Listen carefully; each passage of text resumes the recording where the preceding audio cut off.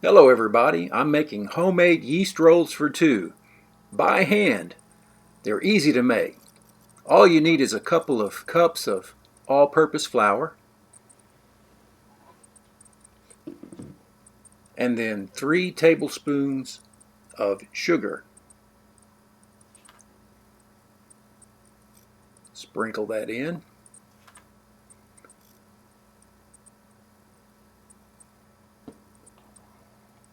And then this is a tablespoon of powdered milk.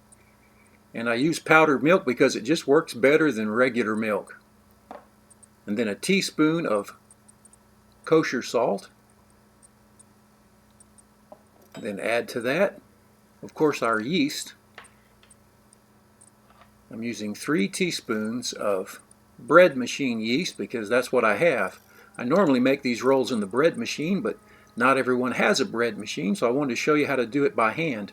They turn out just as good. And then you want to whisk it all together, all these dry ingredients, get them nice and even. And then you want to add 3 tablespoons of cooking oil.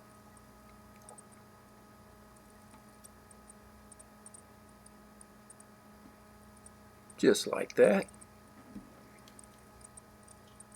And then 1 teaspoon of vanilla extract. And then 1 generous spoonful of sour cream at room temperature. And then I'm going to start with half a cup of water and begin to mix this together.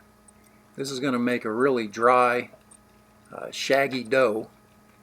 We're going to be adding some more water, but you just want to be careful and mix it a little at a time to get the dough to the right consistency.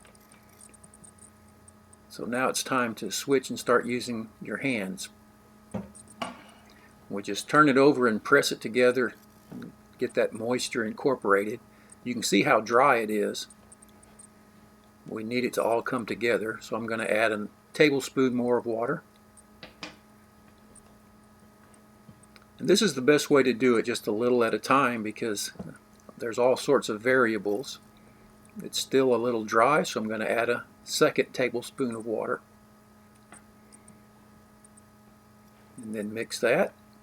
Get it all mixed together.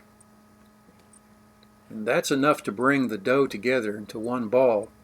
You can see how stiff it is, but it's still too dry. What I want is a very sticky dough. So I'm going to add another tablespoon of water and mix that in, and I'm looking for a really sticky dough. In fact, when you start to work with this, you're going to think that it's too sticky and that you need to add flour, but don't do that. I'm just making a small batch of 9 rolls. I usually make 24, but that's way too many for my wife and I. So now that this is just about right, I'm going to take it out and put it on the counter. No extra flour. And I want you to notice how sticky it is. It's sticking to everything, sticking to the counter, sticking to my hands, but you just keep working it. And it is sticky. It's kind of messy. That's all right. You just keep kneading the dough. And you just keep working it, and it'll get a little less sticky, and it'll start to pick up the dough off the countertop. But don't add extra flour. You want it like this. You can see it's coming together, but it's still pretty sticky. But that's just about right. You see how it springs back just a little? Push it and it kind of comes back. That's what you're looking for. It's still a wet, kind of sticky, springy dough, just right.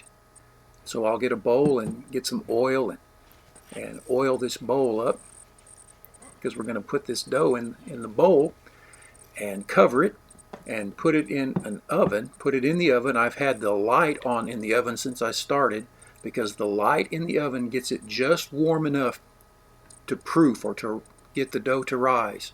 So we'll put this in an oven that's had the light on since I started making this dough. And after an hour, it's risen about double. Now it's time to just punch that down, bring it back out on the counter. You can see it's not nearly as sticky as it was, but it's a good workable dough. Just punch it down and kind of shape it into a log. And what we're going to do is divide it into 3. So I want to make 9 rolls. And you know, I could get my measure out and weigh this and get each of these perfect, but I'm just going to kind of estimate. So out of those 3, I'm going to divide them once again in 3. And this is how I'll get my 9 rolls. They'll be roughly the same size. They don't have to be perfect, but hopefully they'll taste good. And if you don't have a pastry cutter like this, you can use a knife. And then we take them and begin to pull the outside in and turn it under. And you want to create a smooth round surface on top. And so I just do it like this, pinch it down to the bottom until I get them round and smooth on top. And the dough kind of pulled under, and that's all you have to do. So you just repeat that, get all 9 of them ready. It looks about like this. Then I have some oil, and I'm going to brush the tops with oil and cover them and put them back in that same oven that's still just being warmed by the light, and let these set for another hour. And after an hour, they've risen again. This is the second rise. Take a look. Now I preheat the oven to 370 degrees, and once the oven's ready, I'm going to put these in the oven. Look how nice they've risen. 370 degrees for 15 minutes, and then this is how they come out. I'm going to brush the tops with some melted butter. Oh, they look great. They smell wonderful. And that's homemade rolls. Take a look. What do you think? Beautiful, huh?